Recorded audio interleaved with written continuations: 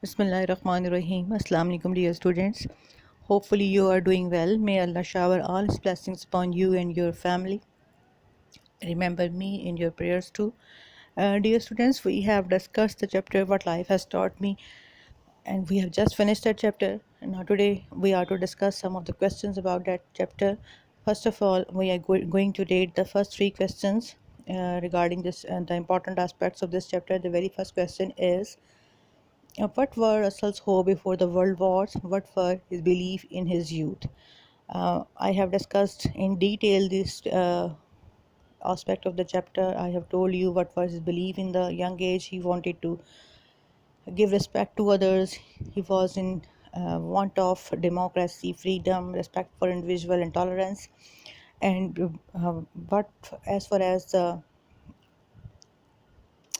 host before World War are concerned, he was very optimistic about the future of mankind until 1914. The First World War got started, and then his hopes were dashed away. But before that, he was very optimistic, and he was thinking that the world would be governed by the democratic system in one day, because at that time America and Western Europe had adopted parliamentary form of government. What is a parliamentary form? Actually, in this type of government, the members are elected by the people, the masses themselves.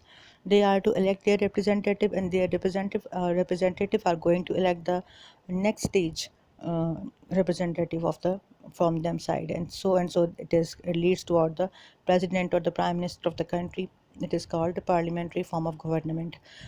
In America and Western Europe, this had been adopted. Even in Russia and China, efforts were being made to establish representative institutions. This is also the same kind of representative institution, is also very much like the parliamentary form of government. At that time, he hoped that soon all the world would be governed by democratic institutions, violence, oppression, and injustice would come to an end. Because when people are having the right of selecting or electing or expressing themselves, then they will not be feel oppressed anymore. And at that time, people were of the view that democracy can solve all the problems regarding oppression and violence and injustice, and men would be respected as an individual. But the bitter experience of the subsequent year dashed away his hopes, and the 2-year world wars revealed the knife-sharp reality that the forces of originality, cruelty, and ruthless strife for wealth and power have robbed the world's peace and prosperity. He was of the view that the world would be changed. He was thinking that the democracy would solve out all the problems, and the man would be respected as an individual above all other things. But the reality was very much different from his expectation. And actually, the reality was very harsh, because it revealed to him that the man is always in the lust for having power and wealth, and it leads towards the destruction of the whole structure of mankind. This was the very first question. And the second question is, what picture does Russell draw of the world of today? It is very interesting to read out this question, because the picture drawn by Russell in that time is very much true for the world today as well. Not only this, but the situation has been intensified to much extent. Russell draws a very gloomy and deplorable picture of the world of today. He says that the world of today is full of little quarrels and disputes between nations. Many religious and political differences among different communities are causing violence and cruelty in society. Mankind is in danger as number of disastrous war weapon atom bomb have been invented. These war weapons can annihilate the world in no time. This is all very disappointing and discouraging. This was all about the differences among the nations and countries, which are leading towards the wars and battles, and which can intensify the situation. And the weapons are very uh, dangerous tool in the hands of men, which are destroying the world. And the question number 3 is, how in Russell's opinion can cruelty and injustice uh,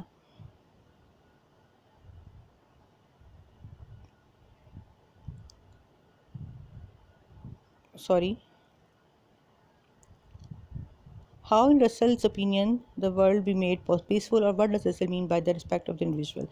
According to Russell, the solution of the wars, apprehend with the way that should be adopted to prevent the war is to give respect to every other individual.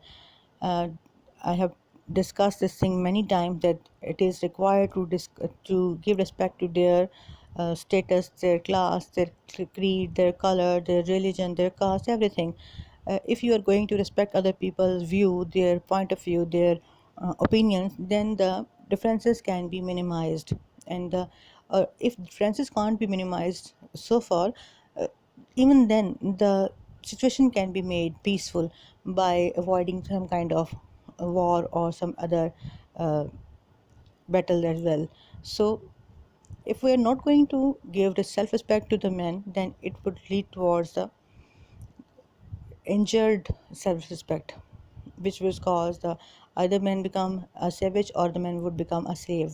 Both of things are not required, because if a man becomes a savage, then he is going to become a terrorist as well, and he is not going to obey by the laws of humanity. He is going to uh, destroy the human being's life.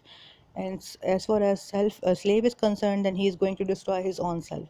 Both of the things are unrequired, not required. So self-respect is, according to Russell, is the key to find out the solution between the differences of among the masses. These are the first three questions. I don't think so that these have some difficulty for you. If there was anything I have tried to discuss, explained it to you. If you find any difficulty, you can ask me. Inshallah, from Monday, we will start the next question. Till then, you are to prepare three of these questions, and you are to revise some essay as well. For till the next video, Allah Hafiz. May Allah shower His blessings upon you.